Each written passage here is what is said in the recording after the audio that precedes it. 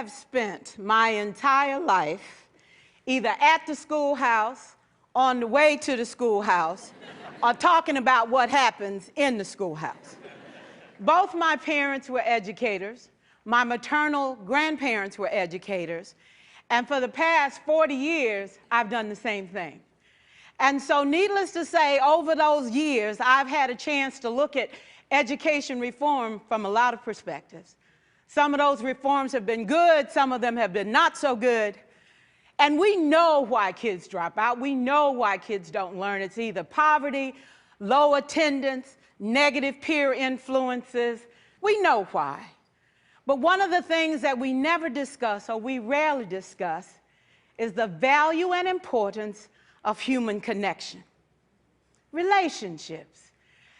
James Comer says that no significant learning can occur without a significant relationship.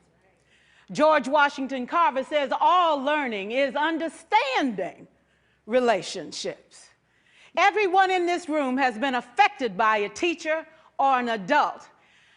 For years, I have watched people teach. I have looked at the best and I've looked at some of the worst. A colleague said to me one time, they don't pay me to like the kids. They pay me to teach a lesson. The kids should learn it. I should teach it, they should learn it, case closed. Well, I said to her, you know, kids don't learn from people they don't like.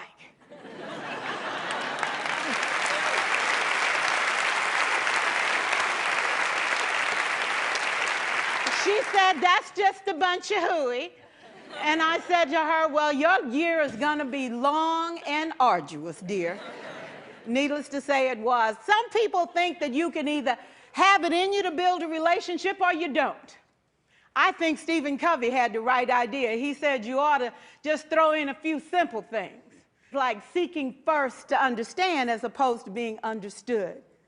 Simple things like apologizing. You ever thought about that? Tell a kid you're sorry, they're in shock. I taught a lesson once on ratios. I'm not real good with math, but I was working on it. And I got back and looked at that teacher edition. I taught the whole lesson wrong. So I came back to class the next day and I said, look, guys, I need to apologize. I taught the whole lesson wrong. I'm so sorry.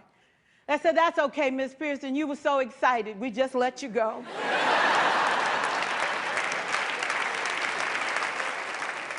I have had classes that were so low, so academically deficient that I cried.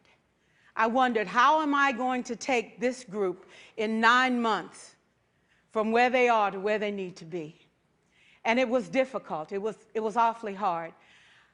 How do I raise the self-esteem of a child and his academic achievement at the same time? One year I came up with a bright idea. I told all my students, you were chosen to be in my class. Because I am the best teacher and you are the best students, they put us all together so we could show everybody else how to do it. One of the students said, really? I said, really? We have to show the other classes how to do it. So when we walk down the hall, people will notice us. So you can't make noise, you just have to strut.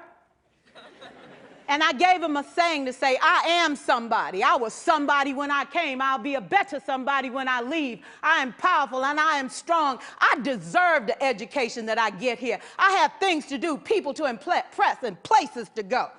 And they said, yeah. You say it long enough, it starts to be a part of you. And so,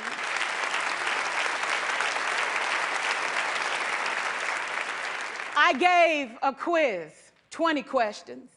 Student missed 18. I put a +2 on this paper and a big smiley face. He said, Miss Pierson, is this an F? I said, yes. He said, then why'd you put a smiley face? I said, because you on the roll. You got 2 right, you didn't miss them all. I said, and when we review this, won't you do better? He said, yes, ma'am, I can do better. You see, -18 sucks all the life out of you.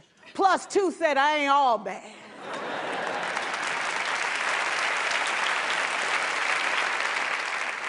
4 years, I watched my mother take the time at recess to review, go on home visits in the afternoon, buy combs and brushes and peanut butter and crackers to put in her desk drawer for kids that needed to eat, and a washcloth and some soap for the kids who didn't smell so good. See, it's hard to teach kids who stink.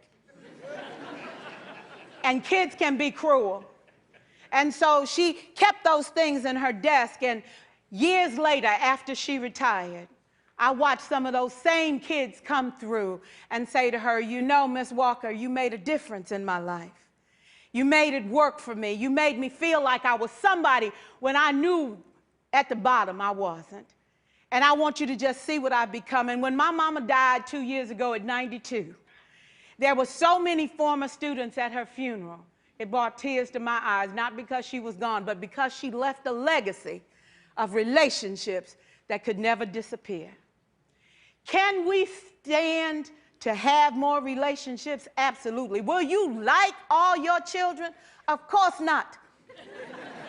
And you know your toughest kids are never absent. Never.